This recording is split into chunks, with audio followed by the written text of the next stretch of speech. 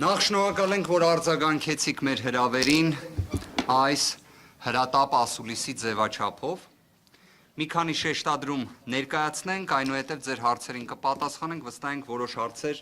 ձեզ մոտ առկա կլինեն։ Ինչպես տեղյակ եք, 2025 թվականի դեկտեմբերի 30-ին Հակակոռուպցիոն դատարանի դատավոր Սարգիս Պետրոսյանի որոշմամբ Սամվել Կարապետյանի նկատմամբ կիրառված կալանքը վերացվեց, փոփոխվեց տնային կալանքի, համակցված գրավով, ինչպես նաև բացակայելու արգելքով, ինչպես նաև լրացուցիչ սահմանափակումներով հրապարակային խոսքին վերաբերող։ Իհարկե այս ամենը էական սահմանափակումներ են, բայց մյուս կողմից ունեցանք մի իրավիճակ, որ 2025 թվականի հունիսի 18-ից մինչ օրս եղավ մեկ դատավոր, ով պատկերացրեց, որ իսկապես քրեական դատավարության օրենսգրքում կա կալանքից բացի այլ խափանման միջոց։ Քանի որ մինչ այդ պահը նշվածը որևէ ձևով չէր արձանագրվում։ Արդյոք նշվածը մի մեծ հաջողություն էր, բնականաբար ոչ։ Սամվել Կարապետյանի գործով ըստ էության հաջողություն արձանագրելու հանգամանք չունենք էլ, քանի որ այստեղ գործ չկա։ Այսինքն երբ գործ չկա, դրանում հաջողություն արձանագրելու երևույթն էլ կներեք, բայց անկեղծ չի հնչում։ Ինչ տեղի ունեցավ այդ ժամանակահատվածին անմիջապես հաջորդող տեսանկյունից։ 2026 թվական հունվարի 5 քննչականի եւ դատախազության կողմից կատարվեցին երկու իրենց ընկալմամբ հավանաբար չափազանց կարևոր գործողություններ։ Առաջինը արգելեցին, որ Սամվել Կարապետյանը իր հոր առաջին մեռելոցին մասնակցելու հնարավորություն ունենա։ Վստահ եմ շատ կարևոր որոշում էր երևի թե դա իրենց ընկալման մեջ։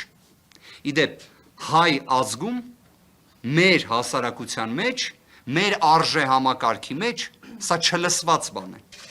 սա իսկապես ամոթ է, բոլոր իմաստներով սա խայտառակություն է, բայց այդ օրը դրանով չէին սահմանափակվել իրավապահ մեր գործընկերները, ևս մեկ շատ կարևոր գործողություն ունեին անելու, այն է մուտքագրեին վերաքննիչ բողոք, վերաքննիչ հակակոռուպցիոն դատարան, պատկերացրեք, Ձեզանից շատերը, չգիտեմ, արդյոք 2026 թվականի հունվարի 5-ին առաջին աշխատանքային օրը հենց ինտենսիվ զբաղվածություն ունեցել եք, թե ոչ, եթե ունեցել եք, շատ դրական է դա, եթե ոչ, շատ նորմալ է դա։ Ինչի համար, որովհետև ի վերջո մենք բոլորս նաև ունենք սովորույթը, որ աշխատանքային օրերը փոքր-ինչ ուշ են սկսում, չէ՞ հունվար ամսին։ Բայց քննչականը եւ դատախազությունը պատկերացրեք ծանրաբեռնված մարմիններ։ Գալիս են եւ հունվարի 5-ին ամենակարևոր գործը դա այն է, որ հանկարծ Սամվել Կարապետյանը ոնց լինի տնային կալանքի պայմաններում, համակցված գրավով, համակցված բացակայելու արգելքով, համակցված լրացուցիչ սահմանափակումներով։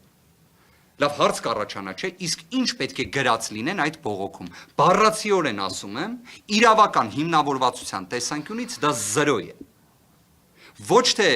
գնահատողական դատողություն եմ անում, այնտեղ հիմնավորում չկա, որ պատկերացնեք երկու խումբ հարցեր կային, որոնք առաջինացյանի դատարանը հիմքեր ընդունել, որպեսզի դիտարկեր արդյոք կալանքը ենթակա է վերացման, թե փոփոխման, թե ոչ։ Մեկը վերաբերում էր ջանասիրությանը, որտեղ նոյեմբերի 18-ից մինչև դեկտեմբերի 25-ը մենք գործընկերներով այնքան դիմում միջնորդություններ էինք ներկայացրել քննչական մարմնին,